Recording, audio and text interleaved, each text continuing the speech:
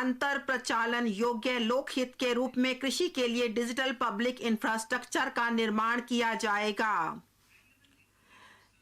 इससे फसल नियोजन एवं स्वास्थ्य के लिए संगत सूचना सेवाओं, फार्म इनपुट के प्रति बेहतर सुलभता, ऋण एवं बीमा, फसल आकलन के लिए सहायता, मार्केट इंटेलिजेंस और एग्रीटेक इंडस्ट्री एवं स्टार्टअप्स के विकास के लिए समर्थन के माध्यम से समावेशी किसान केंद्रित समाधान संभव हो पाएंगे।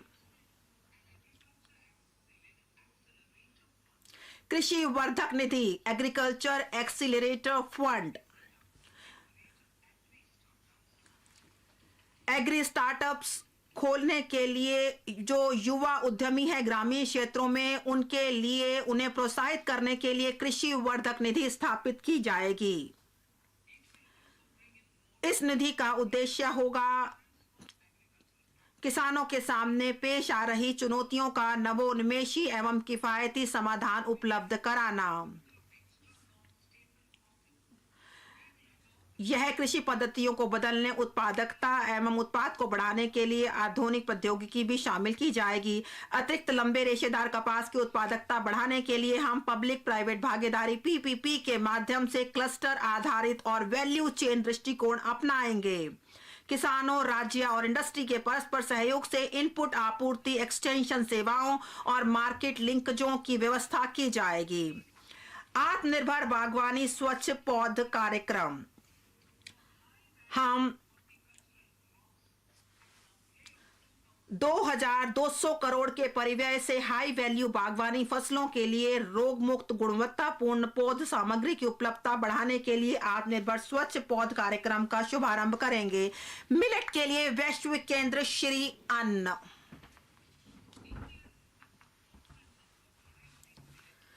भारत मिलेट को लोकप्रिय बनाने के कार्यक्रम में सबसे आगे है, जिसकी खपत से पोषण, खाद्य सुरक्षा और किसानों के कार्य को बढ़ावा मिलता है। माननीय प्रधानमंत्री जी ने ऐसा कहा है। हम दुनिया में श्री अन्न के सबसे बड़े उत्पादक और दूसरे सबसे बड़े निर्यातक हैं। हम कई प्रकार के श्री अन्न उगाते हैं, जैसे कि ज्वार, श्री रागी, श्री अन्न बाजरा, श्री कुट, श्री अन्न रामदाना, कंगनी, कुटकी, कोदो, चीना और सामा।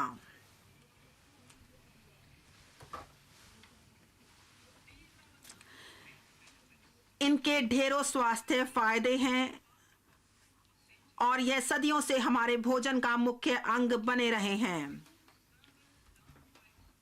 मैं इन श्री अन्न को उगाकर देशवासियों की सेहत में योगदान करने वाले छोटे किसानों द्वारा की गई उत्कृष्ट सेवा के लिए उनके प्रति आभार व्यक्त करती हूं। अब भारत को श्री अन्न के लिए वैश्विक केंद्र बनाने के लिए भारतीय बाजार अनुसंधान संस्थान हैदराबाद को उत्कृष्टता केंद्र के रूप में बढ़ावा दिया जाएगा, जिससे कि यह संस्थान सर्वश्रेष्ठ पद्धतियों, अनुसंधान एवं प्रौद्योगिकियों को अंतर्राष्ट्रीय स्तर पर साझा कर सके।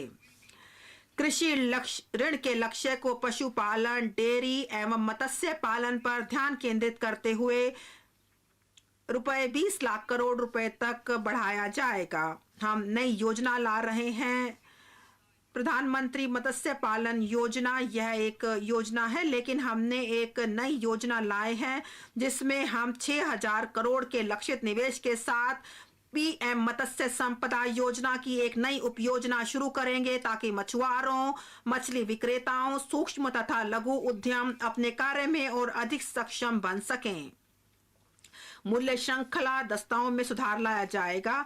किसानों, विशेष रूप से छोटे एवं सीमांत किसानों के लिए तथा अन्य वंचित क्षेत्रों के लिए सरकार सहकारिता आधारित आर्थिक विकास मॉडल को बढ़ावा दे रही है।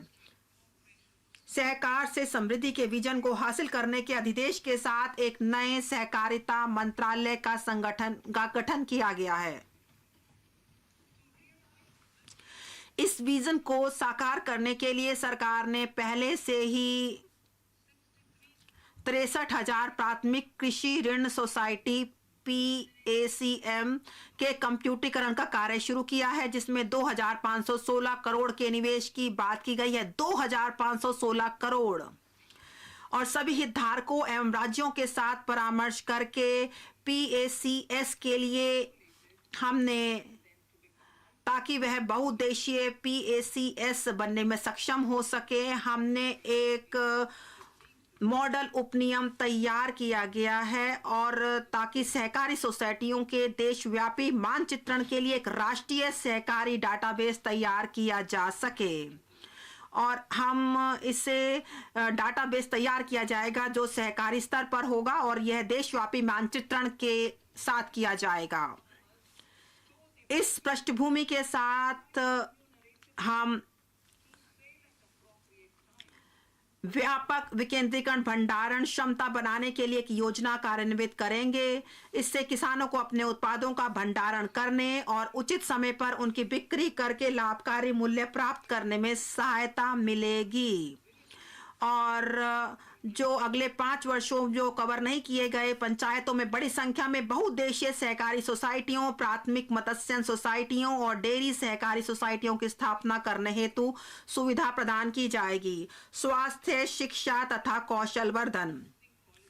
157 मौजूदा जो मेडिकल कॉलेजों के साथ साथ सह स्थानों में 157 सह स्थानों में जो मौजूदा 157 मेडिकल कॉलेज हैं, उनकी स्थापना